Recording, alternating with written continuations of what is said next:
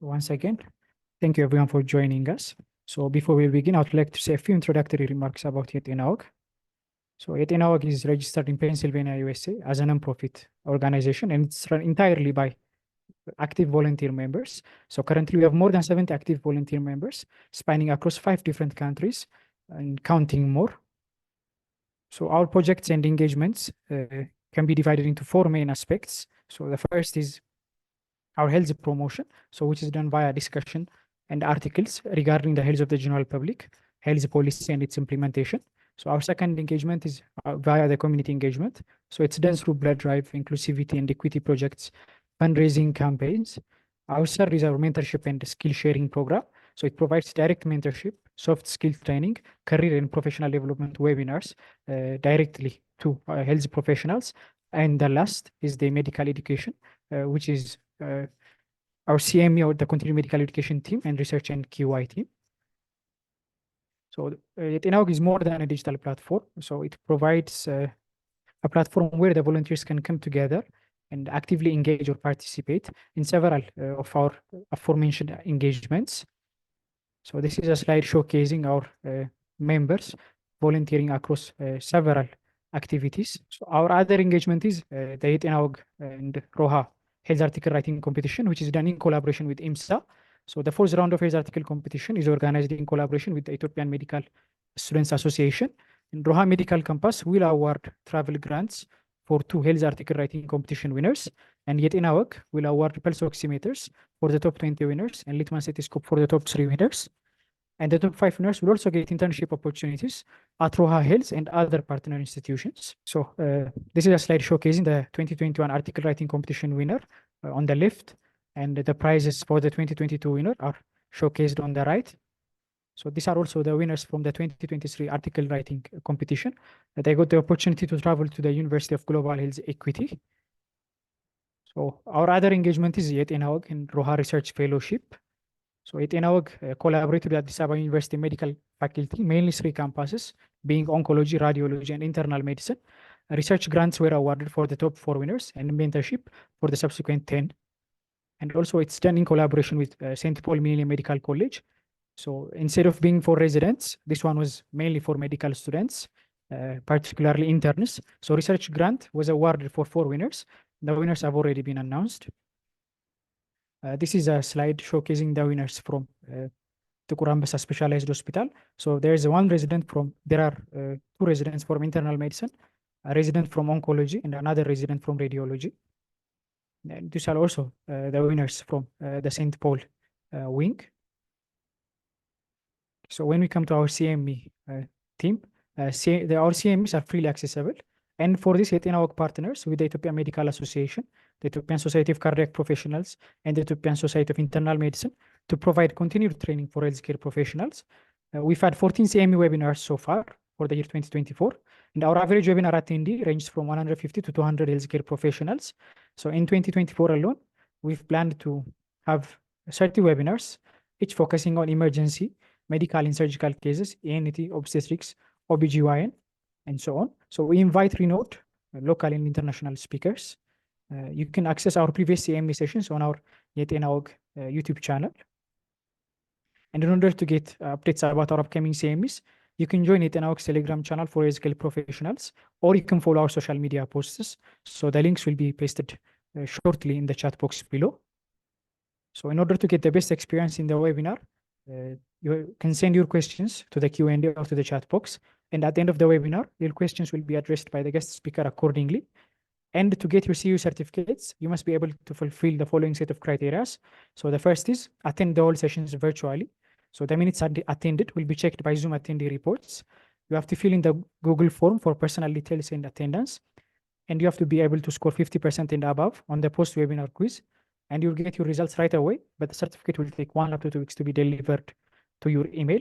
So in the meantime, we ask that you wait patiently. So before concluding, there's also some issues we'd like to address. So during our past 2 to 3 sessions, we've been facing some difficulties with sharing the post-CME quiz link. So we've tried to narrow down the problem, and we've taken further steps to address the issue. So We will not be just pasting the quiz form link directly in the chat box below. We'll also be pasting a link to a Telegram group throughout the entire webinar. So you can join that Telegram group, and in that group, we will share the quiz link. So you can try to access it from there. Okay, so having said that, I would like to introduce our guest speaker today. So our guest speaker today is Professor Abate Bane. He's a professor of medicine and consultant gastroenterologist and hepatologist at the Addis Ababa University School of Medicine. He earned his medical degree and postgraduate specialty training in internal medicine from Addis Ababa University and completed his subspecialty training in gastroenterology and hepatology from Leipzig University in Germany. He's a fellow of the Ethiopian Gastroenterology Association, the World Gastroenterology Organization, and the American College of Gastroenterology. So Professor Abate has over 20 years of experience in the clinical and research field of gastroenterology and hepatology. And he is also a recipient of several awards, including the Ethiopian Ministry of Health's Award for Excellence in Medical Education. So without further ado, I would like to welcome our guest speaker. So Professor Abate, please proceed. So we'd like to discuss today upper GI bleeding in 2024, as it has been introduced. So in this discussion, I would like to emphasize the following points. We have observed along the course of time in our clinical practice, there has been a change of epidemiology of upper GI bleeding.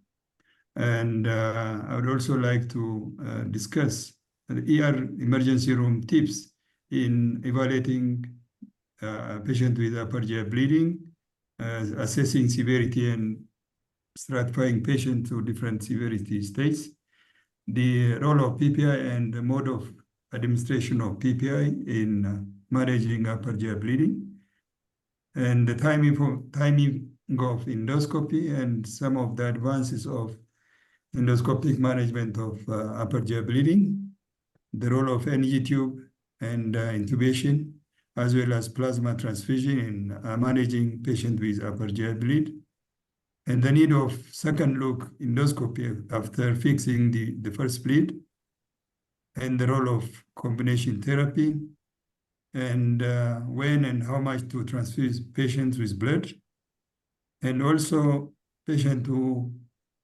especially cardiac patients who are on anticoagulants and aspirin, how to deal with that, and if patient bleed from H. pylori related ulcer, when to start H. pylori treatment after fixing the upper GI bleed. I hope it's better, the voice is better. You can see the slides. Is it so, doctor? Yes, it's visible. Your voice is audible as well. Thank you very much. So GI bleeding diagnosis is not difficult because it's obvious patient is bleeding. The challenge is timely, appropriate management. Otherwise, it will result in catastrophic outcome days. So usually the patient present with overt bleeding with hematemesis, bright red hematemesis, or coffee ground emesis, which is dark coffee ground like vomiting, melena, which usually comes at 14 hours after the first bleed, depending on the transit time and the speed. But sometimes patient could have overt bleeding, but difficult to localize with upper GI endoscopy, where we require further investigative modalities like push enteroscopy that we can use, examine up to the ileocecal valve, or wireless capsule endoscopy that patient swallows a capsule and the camera detects the lesion along the course of the GI tract. And CT angiography can also help us to localize in such overt but obscure upper GI bleeding. Occult upper GI bleeding is usually a slow process, like, for example, bleeding from telangiectatic lesions in elderly patients that result in unexplained iron deficiency anemia. So the bleeding could be from upper GI or midgut, but still present with upper GI-like presentation. And the degree could be mild, moderate, or severe, or it could be acute, subacute, chronic. Of course, today we'll discuss the acute upper GI bleeding, which could be continuous or intermittent. Sometimes patient may present with pseudo upper GI bleeding symptoms, like, for example, dark stool, passage of dark stool. Does not necessarily mean melena. Like, for example, patient with constipation could present with history of dark, hard stool, which is unlike melena is hard. So we should elaborate on the history and try to differentiate. Bilious vomiting can also mimic coffee ground emesis. So we have to, again, ask the patient further information, try to differentiate. Swallowed bleeding from ENT, like nostrils, epistaxis, or hemoptysis can also, patient can present with melena, can mislead with upper GI bleeding. Patient taking medications like iron, bismuth, and charcoal can also present with dark stool. So obscure overt GI bleeding usually come from pancreas, from the biliary tree, or from lesions like Cameroon gastric lesions, patient with hiatus hernia. So in hidden places, in folds, or from pancreatic duct, or biliary duct, or sometimes the midgut, Meckel's diverticulum, they can present with overt massive bleeding, but still difficult to localize. We had two patients who presented with hemopancreaticus, bleeding from pancreatic duct with obstructive symptoms. They were operated and histology showed tuberculosis, and they were treated. So these are the common sites of obscure overt bleeding. So in terms of magnitude, it's very common, globally as well as in our setup. Like in the West, it accounts for more than 500,000 hospital admissions annually, and this can result in mortality up to 10%, even with advancement of endoscopic therapy. Fortunately, especially ulcer bleed, most 80 to 90% stop spontaneously. This used to be the leading cause of upper GI bleeding, duodenal ulcer. But now there is reversal of this. The leading cause of upper GI bleeding, especially in our setup, is varicose bleeding. This is mainly because of the advancement, the discovery of H. pylori and its treatment. So because people are treated for H. pylori early, ulcer incidence and prevalence has significantly dropped, and varicose bleeding has taken over. So these are the common causes of upper GI bleeding. As I said, ulcer, varices, gastroenteropathies, and bleeding from vascular ectasias. These are the common ones. In our case, to date, the leading cause of upper GI bleeding is varices from viral hepatitis, schisto, ARCO-related liver disease, and portal vein thrombosis. Lower GI, hemorrhoid, and diverticulosis are the common ones. So this is a study that was done in 2004 at Tuguran Hospital among patients who had endoscopy, 10,000 cases. Upper GI bleeding accounted for 18% of these cases. And you can see almost half of the patients of the upper GI bleeding, around 45% of the upper GI bleeding were due to duodenal ulcer. But this has changed. As you can see on this slide, we have looked at Tuguran and other medical center, and the cause of upper GI bleeding was 94% was due to varices. And our recent analysis of 10 years experience of therapeutic endoscopy at other American surgical centers showed 73% of the therapeutic endoscopy was for varices, esophageal band ligation, VBL. So this showed that there has been epidemiological shift because of treatment of H. pylori, and therefore declinement of ulcer development as a result of H. pylori. As you know, NSAID use is less in our part of the world, and unlike the West, which is also the common cause of ulcer bleeding. So varicose bleeding is the commonest and leading cause. And most of the time you are doing band ligation, glue injection for these patients. And sometimes we encounter also GI bleeding, upper GI bleeding from foreign body. Like on this picture, you can see hijab pin, lady who swallowed hijab pin that stuck to the stomach and the other to the colon, which was successfully removed endoscopically. And so foreign bodies can also result in GI bleeding, upper or lower. So when patient come to emergency room, what to do? The first thing is briefly assess the patient, the severity of bleeding, the hemodynamic status of the patient, and possible localizing symptoms and signs. And then immediately we have to start resuscitation. So IV line should be secured, preferably 2 lines, start normal saline or ringer, and send basic laboratory like CBC, blood group, and so on. In the meantime, we have to alert the endoscopy room as well simultaneously. We should not wait until you get the hemoglobin and blood pressure to normalize.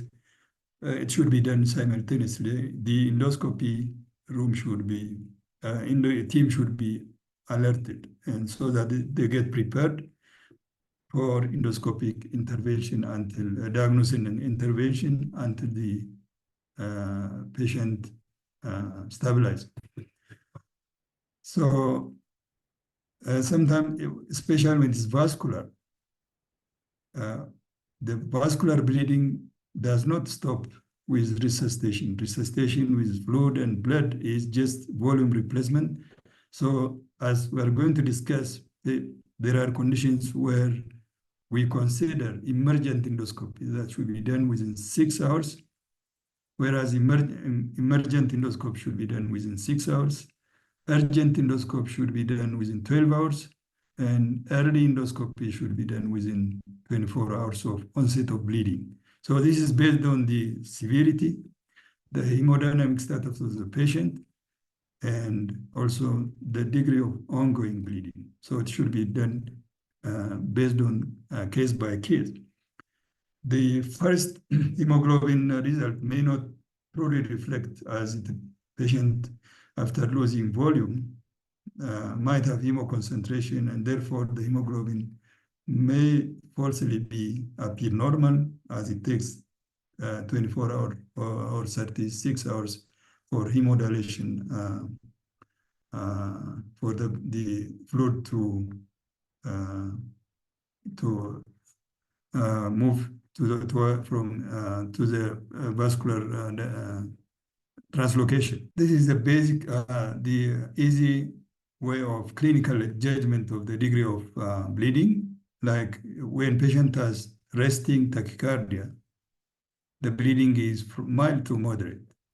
But if there is postural hypotension, this is estimates around 15% of blood loss has occurred, whereas supine hypotension, when patient is in supine still hypotensive, at least patient has lost 40% of his blood. So in emergency, we can say the ER tips.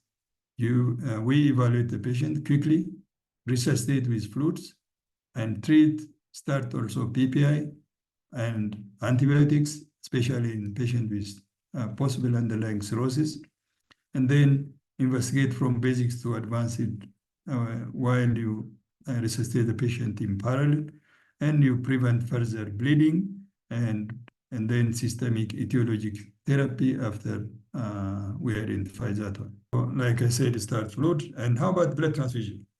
When should you transfuse blood? Should we follow restrictive approach or liberal approach? So from different studies in the world, restrictive approach is superior in terms of survival of the patient. So when you say restrictive approach, the patient should not be transfused unless hemoglobin drops less than 7, except in elderlies, in patients with cardiac conditions where the threshold will be lower, and we may transfuse when hemoglobin drops less than 9. Otherwise, in general, restrictive approach transfusion when hemoglobin drops less than 7. And we transfuse with packed, not packed, sorry, with whole blood, because patient is losing whole blood. And regarding PPIs, PPI should be started until we sort out, even in cirrhotics, because we don't know whether the patient has ulcer or concomitant ulcer, or ulcer is causing bleeding. So even in patients with portal hypertension, they have portal hypertensive gastropathy, enteropathy. So PPI has been shown to improve this. It will help in platelet aggregation, clot formation, and stabilization. So PPI is useful. We should start with high dose like 80 milligram IV stat. And regarding whether we continue with continuous perfusion or intermittent injection, there have been comparison, and the result is they are as effective as continuous infusion if you give intermittent high dose, like 40 milligram BID or 80 milligram BID based on the weight of the patient. Erythromycin can also be used as it is prokinetic drug to clear the GI tract and improve endoscopic visualization. But plasma, especially in cirrhotics, which is procoagulant, is not recommended. Regarding anticoagulant and aspirin, it should be held at least for 72 hours up to 1 week, based on the need of the anticoagulant and aspirin. In for example, in patients with high risk for thrombosis, one should discontinue for short, like as short as 2-3 days, and then continue with low dose along with PPIs. But in patients with low risk for thrombosis, this anticoagulation and aspirin should be held for at least for a week time. How about intubation for a patient with GI bleeding? Is rarely required when there is massive hematemesis and loss of consciousness. Then the risk of aspiration is there. One should consider intubation, intubating such patients. Antibiotics should be started in cirrhotics. And regarding H. pylori, we should postpone treating H. pylori until 72 hours of GI bleeding. So, as I said, timing of endoscopy is based on the degree of bleeding and the hemodynamic state of the patient. So it should be individualized. We should not wait 24 hours for every patient. If patient has massive vascular bleeding, we should alert the endoscopy team to do endoscopy within 6 hours time, not wait for 6 hours, within 6 hours. Sometimes you can do within an hour because patient is massively bleeding, vascular, collapsing in front of our eyes. We should decide. So continue resuscitation, blood transfusion, and do endoscopy. We should not wait until the patient finish the blood transfusion. Patient can have blood transfusion going on, and simultaneously you can do endoscopy, diagnostic and interventional endoscopy. And urgent endoscopy, if patient has hypotension, endoscopy can be done within 12 hours of GI bleeding management. Early endoscopy when patient is stable, but the bleeding is slow, hemodynamically patient is stable, then you can do within 24 hours of GI bleeding. Of course, when there is comorbidity, elderly patient, several ongoing bleeding, hypotension, and bloody aspirate from NG2 when it is required, then you can shorten the duration. It is flexible based on the situation of ongoing bleeding or hemodynamic status of the patient. After assessing clinically and endoscopically, we can say this is mild, moderate, or severe upper GI bleeding. If it is mild, patient can be treated at OPD at emergency room. Moderate with hypotension, patient can be admitted to either ward or ICU. But if it is severe, patient in shock and coma, obviously it should be admitted to ICU.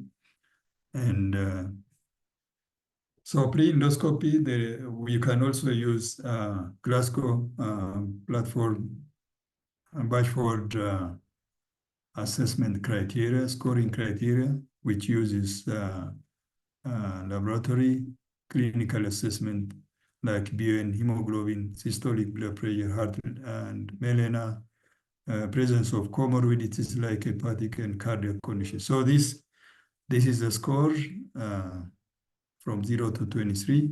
Based on the scoring, you can stratify your patient to mild, moderate, severe, and act accordingly. And the more the score, the more the need of endoscopic intervention. Obviously, for severe GI bleeding, unstable patient, we have to be quick to do endoscopy, diagnose and treat accordingly. So in a patient with ulcer bleeding, so this is also first classification of duodenal ulcer bleeding. If it is spurting or oozing, it is first class 1A or B. But if you can see on endoscopy a visible vessel at the bleeding site or adherent clot or flat pigment, this is type 2, first type 2 ABC. And 3, obviously, it's a clean-based ulcer, as you can see at the bottom. And the top one is spurting on the right side. The middle one, you can see a visible vessel. And the last one, the third one, is a clean-based. And the middle one is a pigment spot. So based on this endoscopic morphological appearance, you decide what to do. Like in the first one, you have to do injection therapy and apply hemoclip to ligate the bleeding vessel and stop the bleeding. The pigment one, you can use heat probe or plus injection like adrenaline. And the last one, which is a clean-based ulcer, there is no need to do endoscopic therapy. You use PPI. If patient is clinically hemodynamically stable, patient can even be discharged from emergency room, but make sure that the patient can return if there is recurrence of bleeding. So based on this morphological appearance or staging of the bleeding ulcer, you can also estimate the risk of rebleeding. Like when there is acute spurting, the risk of rebleeding is 100 if left alone without any intervention, compared to the clean-based ulcer, where the risk of rebleeding is very low, like as low as less than 3%. So using this clinical assessment, then you can decide whether to admit our patient to ICU, to the wards, or to discharge from OPD. So the high-risk patient, again, especially in a patient with ulcer bleeding, if the ulcer is located on the posterior aspect of the duodenum or the lesser curve of the stomach, then these are very difficult to treat, as well as because of anatomical arterial location, high risk for rebleeding. So again, if the ulcer is big with active oozing, these are high-risk lesions. We have to do endoscopic therapy. And the presence of comorbidities and patients with coagulopathy are also at high risk of bleeding and mortality. So again, these are the patients that require emergent endoscopy and endoscopic intervention while doing resuscitation with fluid and blood. Patients do not die of only bleeding, especially patients with comorbidities could die from underlying conditions like multiple organ failure, patient with pulmonary failure, cardiac failure, and so on. And in such cases, we have to assess the risk and benefit of doing endoscopy, like patient terminally sick with advanced malignancy, multiple organ failure. Then we have to be cautious and continue with medical therapy and resuscitation, like, for example, PPIs, octreotides, terlipressin, and so on, non-endoscopic treatment to stop the bleeding and continue resuscitation and blood transfusion. So we have to be cautious in such patients with advanced conditions and multi-organ failure. Again, as the score increases, the mortality increases. This is obvious. So again, to recap what I've said, quick assessment of the patient, start resuscitation, try to localize based on the history and endoscopy, and then stop bleeding with medical therapy and endoscopy according to the cause and site of bleeding. And then, of course, secondary prevention, like using beta blocker for ulcer and for the varicose bleeding, and continue PPI and treat H. pylori for ulcer bleeding. So we use crystalloids. I think I've said this already. So PPIs, they cause irreversible blockage of potassium hydrogen ATPase and reduce acid segregation, and that will help in platelet aggregation and clot formation. And so the dose should be high dose in patients with upper GI bleeding, and we can use intermittent, which is equivalent to infusion after loading high dose. The duration, obviously, we should continue with maintenance at least for 6 to 8 weeks after stabilization of the bleeding. And PPI have been compared head-to-head comparison. There are a few studies that suggest esomeprazole is superior to others, but this has not been substantiated by other studies. They are almost similar in terms of efficacy, the different PPIs. The dose and the duration is what matters, rather than the brand and others. So if you use PPI pre-endoscopy, you can downstage, and some of the patients may not require, like patients with slow bleeders and with low-risk ulcers. You can prevent it in doing endoscopy, especially when you are in a remote area, you don't have access to endoscopy. You can start with high-dose PPIs, as it has been shown on this study. High risk can be converted to low risk, so they are very useful. So as I've said, if there is active bleeding, spurting, a visible vessel, immediately we should consider endoscopy therapy. Their risk of rebleeding is very, very high, 90% or so. Restrictive versus liberal transfusion, you can see restrictive is superior in terms of survival.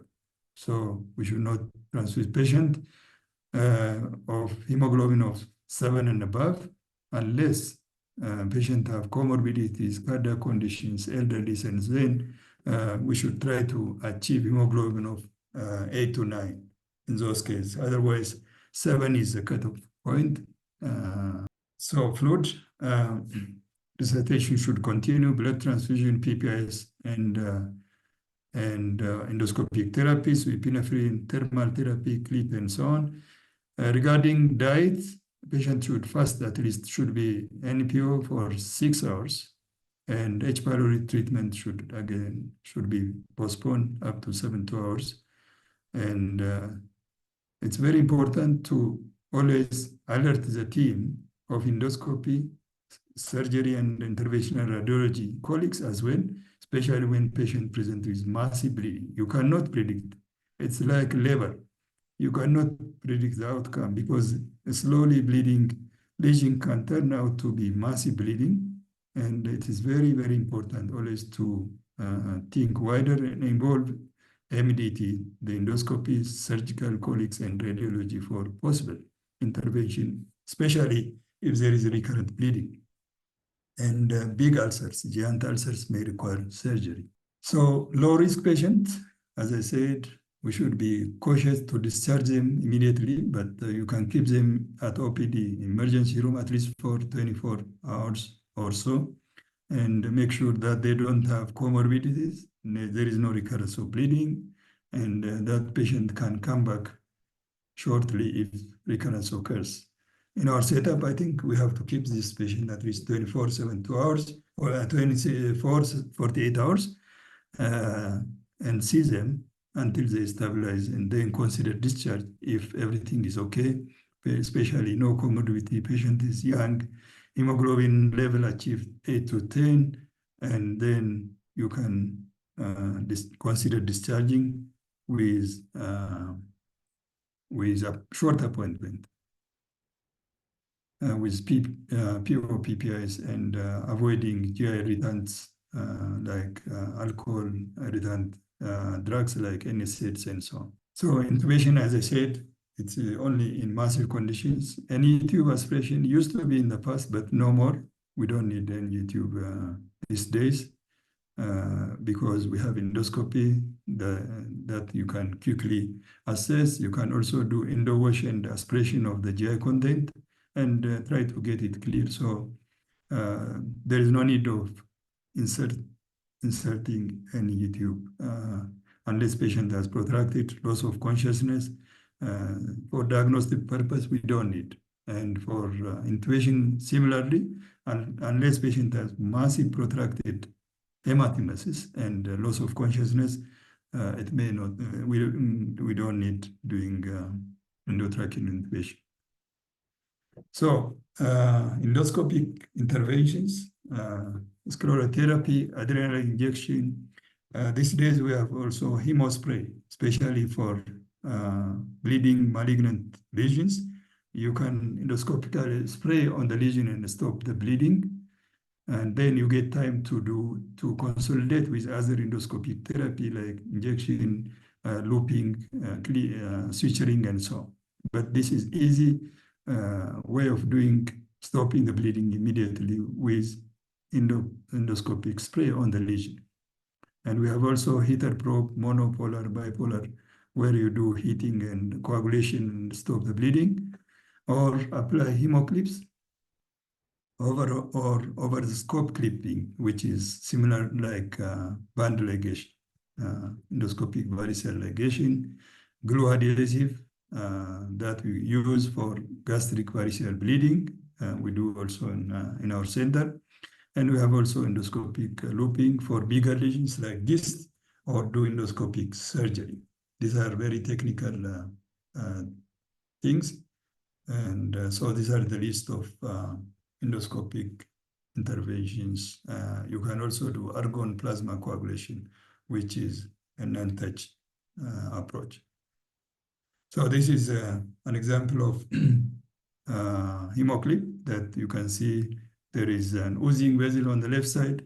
You apply different clips, and then after a week, it will the lesion, the bleeder will heal, and the clips will pass through stool. And they are very tiny. Here it is magnified. It is not damaging to the mucosa when they pass with the stool.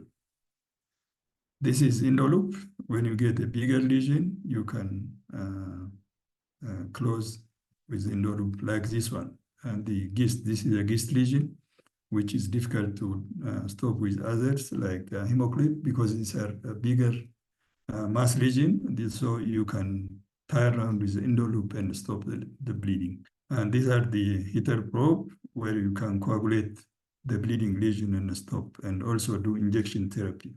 And this is a plasma, APC argon plasma coagulation. It is a non-touch principle. You burn like lesions, telangiectasias, gave lesions, and so on, stop the bleeding. And this is on the left side, you can see actively bleeding varix. On the right side, big varix with red color sign, and you have to do injection and banding. When the bleeding is massive, obscuring vision, one should do sclerotherapy first, followed by band ligation, like we did for this patient. So In a rare situation, it may be difficult to stop the bleeding. And then you have to get the help of interventional radiology colleagues where they can do embolization or tips and stop the bleeding. And surgery, these days rarely required because endoscopic techniques have advanced and followed. If we have difficulty with that, interventional radiology can help in almost all of the cases. So surgery used to be done for bleeding, duodenal ulcer, sometimes for bleeding varices in the past. And this Blackmore balloon was a rescue balloon that you can insert. It has a gastric and esophageal component. You first inflate the gastric, stop the gastric bleeder, and then you inflate the esophageal segment and stop mechanically the bleeding esophageal lesion, ulcer or varix. This is just desperate, which used to be used in the past, but these days no more. A rare situation when you cannot stop variceal bleeding, especially esophageal varices, with mentioned approaches, banding, sclerotherapy, or tips or others, you may temporarily do stenting, like we do stenting for esophageal cancer, and the stent will expand and mechanically stop the bleeding vein varix from the esophagus. And tips can also be required in rare situations when the variceal bleeding cannot be stopped with endoscopy. And transarterial embolization by radiology, interventional radiology, if the previous methods fail. And if all these fail, we may request the surgeons to help us, but this is almost becoming obsolete now because of the advancement of the endoscopic techniques. So if we successfully manage all these bleeders, as I said, varices is the leading one. The difficult one is the gastric varices because of its anatomy and because of its depth in the mucosa. And so we use glue injection that will, which is an inert substance. You embolize inject into the varix directly. It will immediately solidify and block the varix, and the bleeding stops. And the varix, which is like varicose vein on the legs, immediately become hard like a stone because of the coagulation or solidification of the glue. So if successfully managed, what to do after banding or glue injection, then obviously beta blocker should be continued, or definitely optimizing to the heart rate until you treat the underlying portal hypertension by shunting or transplant and so on. And the tips, again, is a bridging procedures that we do transjugular portosystemic shunting, because this will result in shunting and encephalopathy can result. So it's just temporary bridging procedure until you fix by doing liver transplantation. And etiologic therapy like H. pylori, underlying cause for portal hypertension, should be treated after stabilization of the bleeder. So the summary of our discussion is that time is the most important for GI bleeders. And again, as I said, it's like a lever. We cannot predict. Initially, patient may present with mild bleeding, can turn into permanent massive bleeding. So always we have to predict that it may get complicated, which means start with resuscitation, try to assess clinically, endoscopically, stratify the patient to different mild, moderate, severe upper GI bleeding, and accordingly decide to admit the patient to emergency ICU or ward, preferably emergency or ICU, and simultaneously contact endoscopy and GI as well as radiology colleagues in case you need the help. Endoscopy should be decided whether to do emergent within 6 hours, urgent within 12 hours, or early endoscopy within 24 hours. Blood transfusion, we should follow the restrictive approach. Transfuse if hemoglobin drops less than 7, unless the elderly comorbidity cardiac patient required, we should go for target of 8 to 9 hemoglobin. PPI, high dose, then you can do infusion or intermittent high dose. Antibiotics in bleeding cirrhotics. Aspirin anticoagulant should be stopped at least for 72 hours. And then endoscopic interventions based on the morphology of the bleeder can be done sclerotherapy, clips, heat, suturing, banding, or glue injection. Or interventional radiology by coiling embolization and so, but in most of the cases, we require a combination of treatment. Like we start with resuscitation, PPIs, octreotides, and then endoscopic therapy, even start with sclerotherapy, adrenal injection in bleeding ulcer, and you augment with clipping based on the force classification. So most of the time, we use combination of interventions. It's only in refractory conditions that we require interventional radiology and surgery. And of course, we should not forget the secondary prevention. Otherwise, the bleeding can recur again and again. Thank you very much. That is a summary of what I've discussed. Thank you very much, Professor. That was a very interesting and engaging session. So you've managed to cover a vast topic in a relatively shorter amount of time. So we'd like to say thank you very much for that. So having said that, we'll directly proceed to the Q&A. So in the meantime, there's a message to our attendees. So please try to join our Telegram channel, where we'll be sharing the quiz link. We'll share the quiz link here on Zoom as well. But in case you're met with difficulties similar to the previous instances, you can join our Telegram channel or group, from where you'll be able to directly access the link. So thank you. And having said that, we'll directly proceed to the Q&A session. Our co-host, Dr. Simon, will take over. Okay, so the first question reads, what is the issue with using oral PPI, as sometimes it could be difficult to get the IV PPI?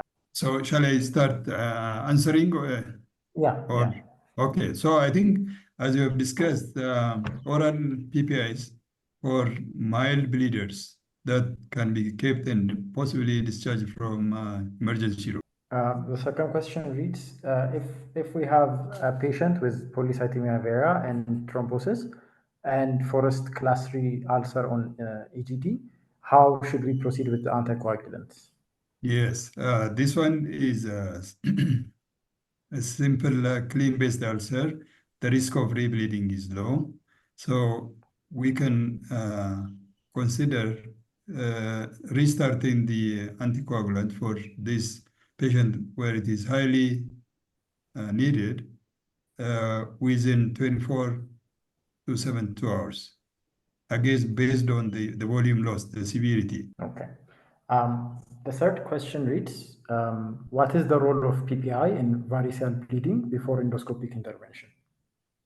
Yes, as I have tried to mention, sometimes you may find coexistence of ulcer as portal hypertension leads predisposed to higher incidence of ulcer. Again, for this reason, PPI is useful.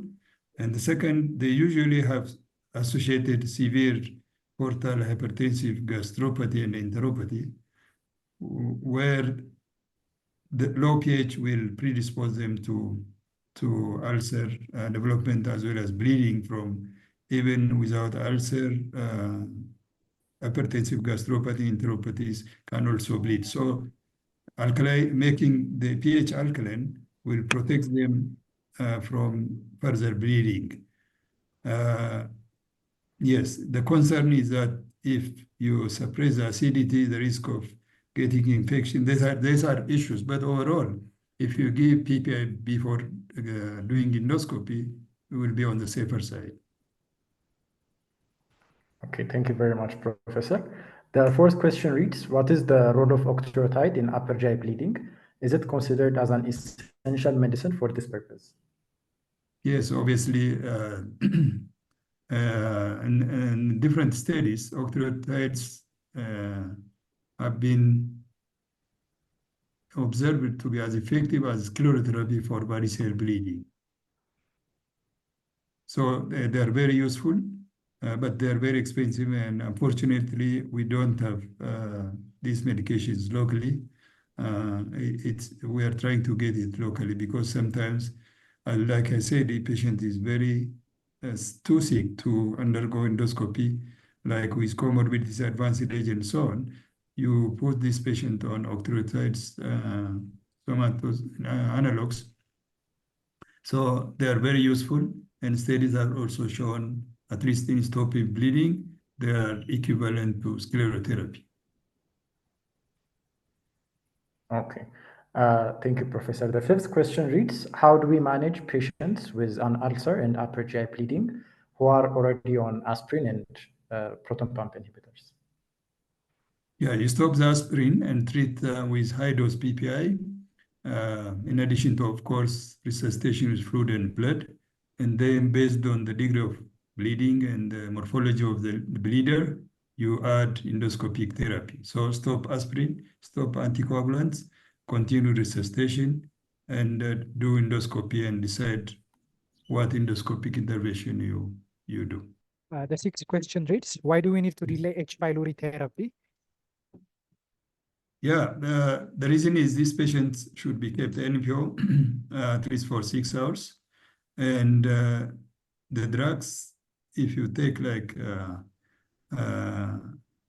clarithromycin, amoxicillin, glutamic acid, when they are taken pure, they are irritant. So patient will not tolerate, and you have to stabilize, and the bleeding should be stopped. The mucosa should be stabilized to start pure medication for patients. So 3 days is not very late. Okay, 72 thank you. hours. Yes. Okay. Thank you, Professor. Thank you. Thank you, Professor. Sorry, I think my internet disconnected, but I can reshare again, or I can just continue with the questions. Yes, continue, please. Okay.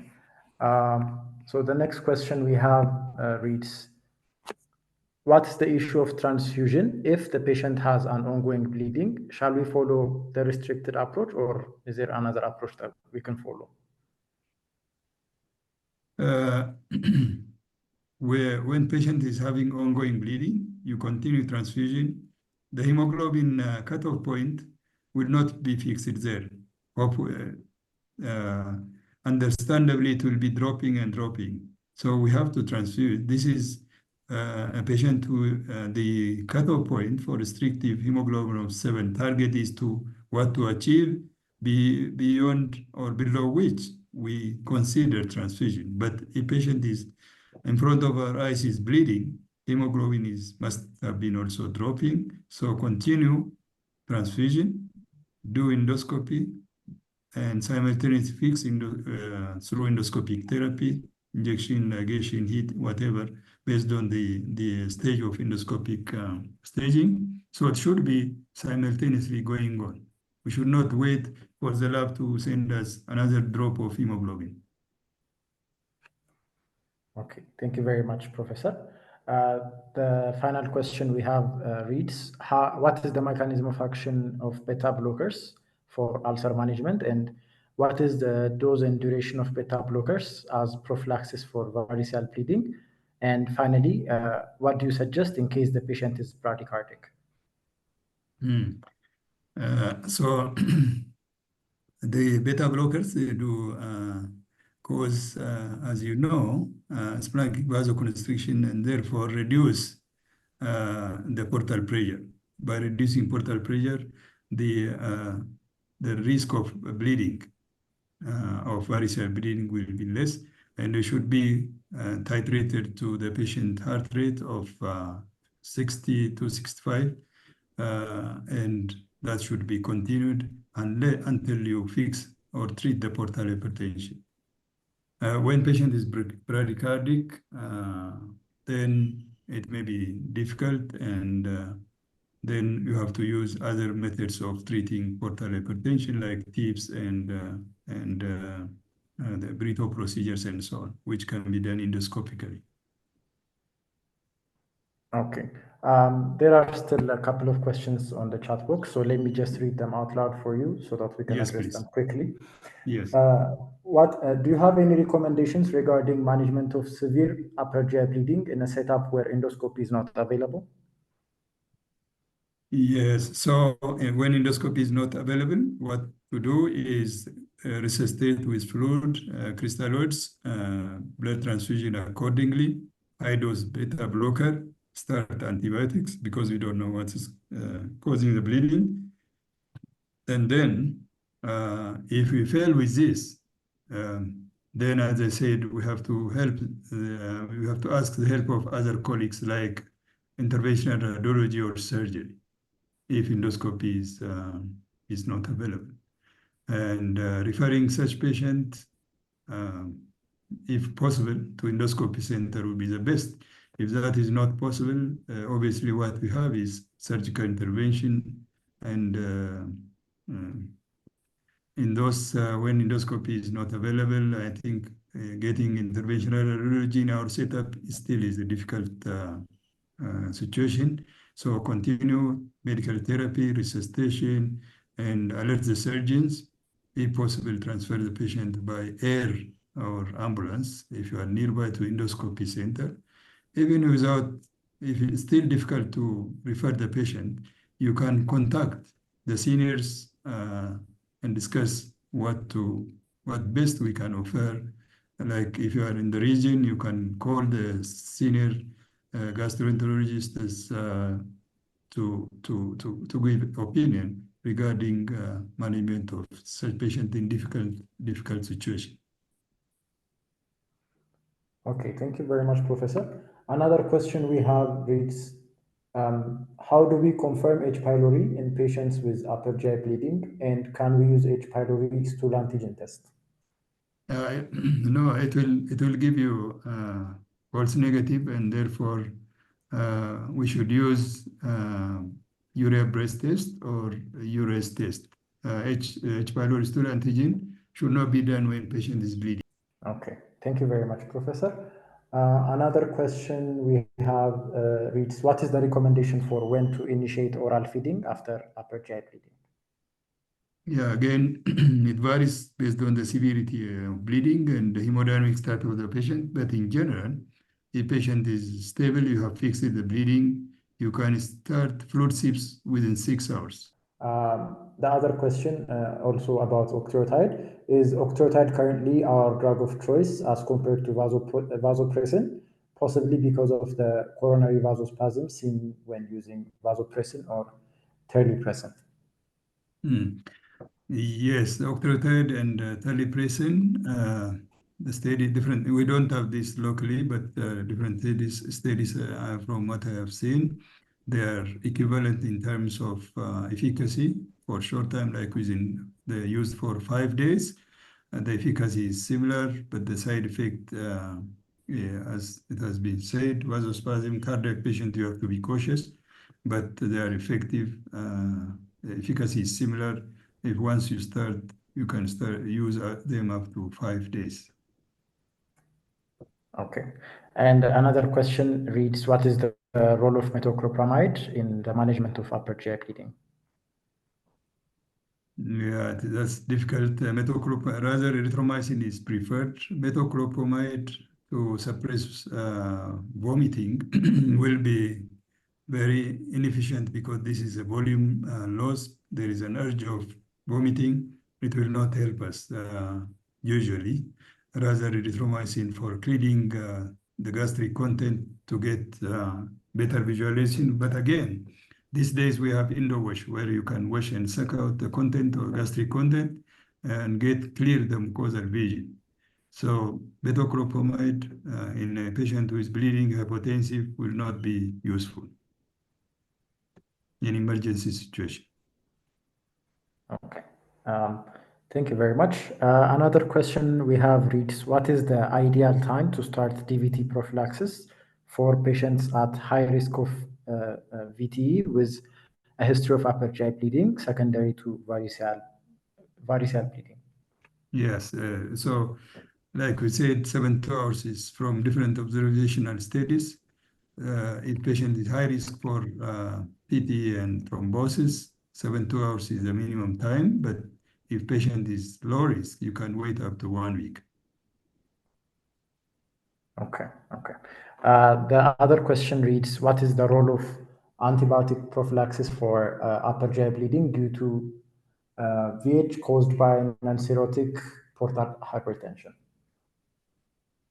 Yeah, in non-cirrhotics, the risk of infection is less, but still there is, especially in a patient with massive variceal bleeding, there is a risk of bacteremia and sepsis. And so this area is controversial because of this bacteremia through the bleeder, leading to sepsis, especially in patients with low immunity, comorbidities, elderly, and so on. Antibiotic is said to be safer, but there are others who say there is no role of antibiotic in non-cirrhotic portal hypertension. So it should be individualized. For me, I would go on the side of the patient. If you patient has massive bleeding, risk of aspiration, bacteremia is there, if you give antibiotic, you'll be on the patient of the side. So I would give. Okay. And the last question that we're going to go over is, does PPI have a mortality benefit?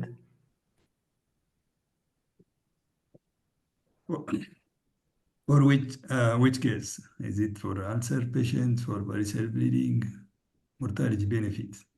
So obviously, I think for ulcer patients. If you see ulcer bleeding, as we've discussed, high-dose PPIs downstage even the bleeding and the need of endoscopy. Some of the patients who are actively bleeding, studies have shown that you can downstage using high-dose PPIs. Like in a case where you are away from the endoscopy center, you can downstage and stabilize the clot, and that will have more of morbidity advantage, but you can also say there is some mortality benefit in a patient with severe GI bleeding.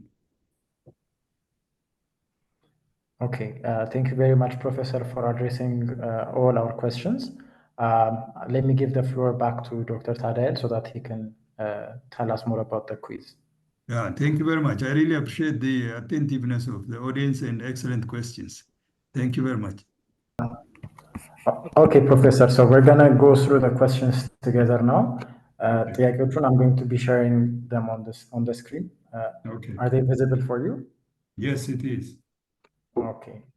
So the first question reads, a 15-year-old from Addis Ababa presented with massive hematochezia of 2 days, accompanied by fatigue, palpitation, and syncope. On examination, he appeared weak and very pale with a blood pressure of 90 by 20 millimeter mercury and a pulse rate of 130 beats per minute, showing marked pallor and blood-soaked clothing. EGD and ileocolonoscopy revealed little clots in the rectum and cecum. He was given normal saline and a blood transfusion.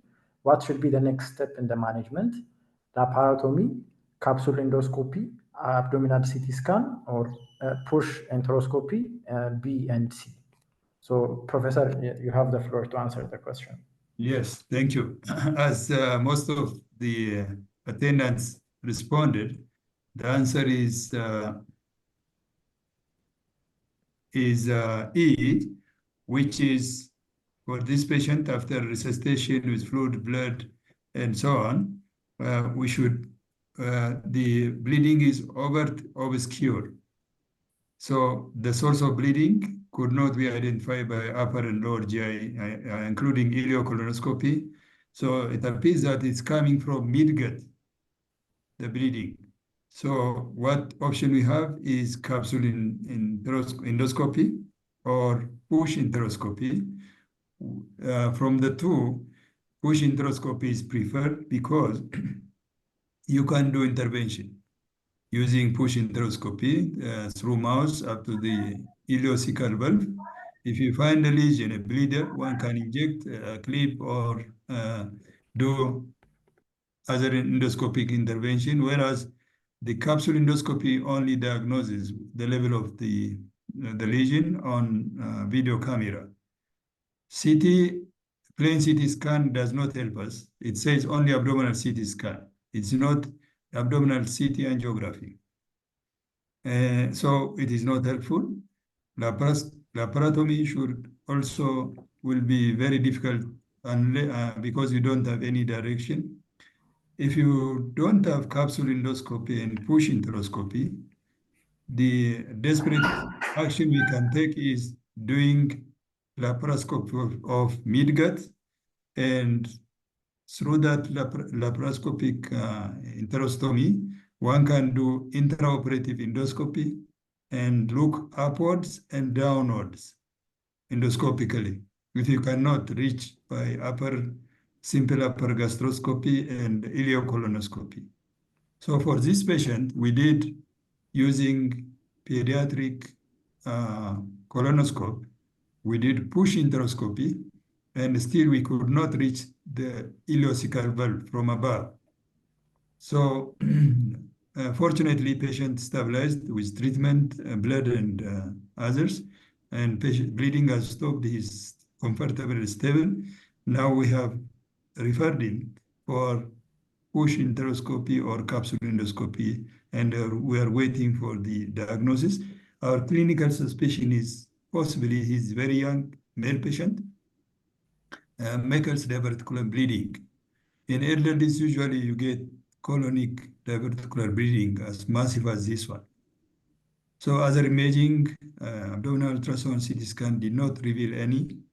And so this is the status. Patient has recovered, but there is risk of rebleeding. So we have to do complete mid-gut examination using push enteroscopy or capsule, preferably push enteroscopy. Thank you. Okay, thank you very much, Professor.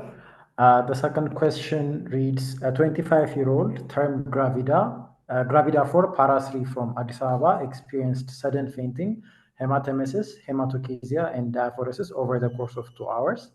She was weak, tachypneic, and had an unrecordable blood pressure, tachycardia, and unmarked pallor. EGD revealed sprouting fundal varices and F3 esophageal varices.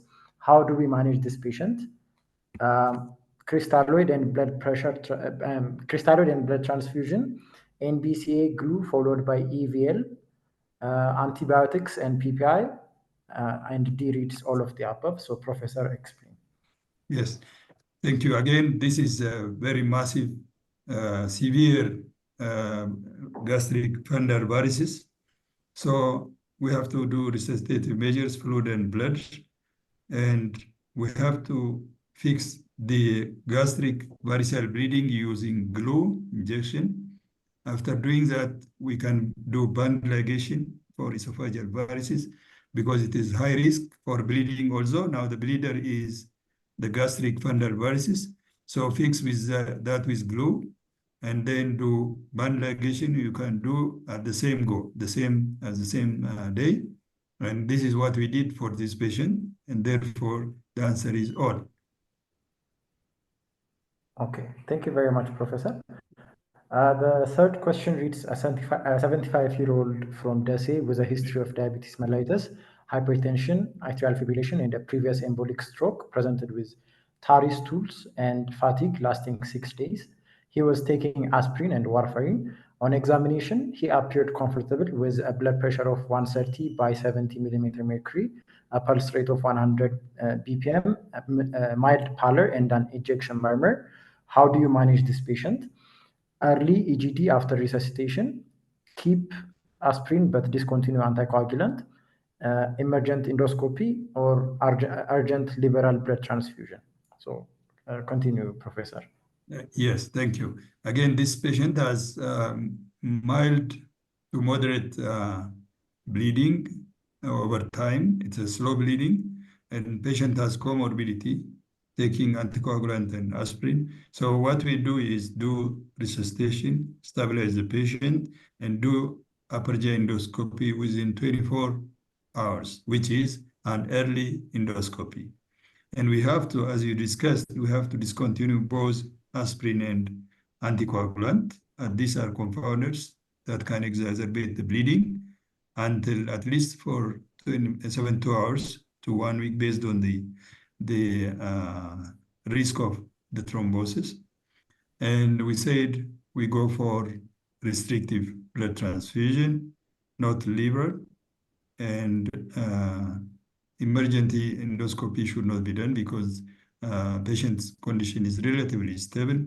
And we do emergency endoscopy for patients who have moderate to severe bleeding with hypotension. So the answer here is A, we do resuscitation and do early endoscopy within 24 hours of bleeding.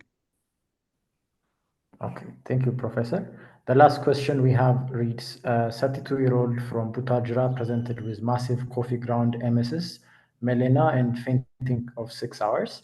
She was in shock, very weak and pale upon physical examination, and subsequent EGD revealed F1A bleeding duodenal ulcer. How do you manage this patient? Normal saline, proton pump inhibitor, and blood transfusion, hemoclips, adrenaline, and combination therapy. Okay. Go ahead, Professor. So you can see this patient is bleeding from a spurting duodenal ulcer. So in this case, we have to do resuscitation with fluid, blood, high dose PPI, and parallel do urgent endoscopy because she's in shock. We have to do emergent endoscopy within 6 hours. She's in shock. And then after doing endoscopy, we said this is already forest 1A spurting. So we do adrenaline injection and then stop the bleeding, hopefully, and then apply, and then it is visible. Otherwise, when it is spurting, you cannot see the bleeding spot. It is blood everywhere. So we have to clean it. If you have hemospray applied or D circumferential around the ulcer, inject adrenaline, and that will cause vasospasm and mechanical compression on the bleeding vessel, and it will stop for you temporarily the bleeding, and then you apply on the bleeder multiple or according to the size, multiple hemoclips, and then you fix it. If it is only adrenaline, it will rebleed again. Temporarily, it will stop. So you do adrenaline injection, and then you apply hemoclip, and therefore the treatment is combination of all of the above. I'm a bit surprised why many people chose only to go for normal saline, blood, and PPI, because this is spurting, and you cannot stop by doing resuscitative measures only. So the answer is D, all of the above combination of these measures. Thank you. Okay, thank you very much, Professor, for addressing all these questions with us. Let me give the floor to Dr. Tadail so that he can give us some closing remarks. Okay, thank you very much, Dr. Israfil. Thank you very much, Dr. Simon, as well. So, Professor Abate, on behalf of all the attendees in Yetena Weg, I would like to extend our sincere gratitude for the excellent webinar presentation you delivered. Your expertise and comprehensive overview of this critical topic were invaluable, and we appreciate the time and effort you've dedicated to preparing this webinar. So thank you once again for your contribution to our continued medical education, and we look forward to the opportunity to learn from you again in the future. I would like to say thank you to my co-hosts as well, Dr. Ruth, Dr. Simon, Dr. Israfil. Dr. Abel has also joined us from ESIM. I would like to say thank you. So once again, Professor, thank you very much. Thank you very much. It's my pleasure and honor, and I'll be very happy to share any experience in the future as well. Thank you all for support, and also my coordinator, Dr. Khalib, has helped very much in the IT connection. Thank you all the best. Thank you. Dr. Khalib has been very helpful as well. So on behalf of Yetena Weg, thank you, Dr. Khalib. To everyone that has stayed with us so far, thank you. We have another webinar coming up tomorrow. So please make sure you've registered and feel free to join us. So thank you and good night. Good night. Thank you.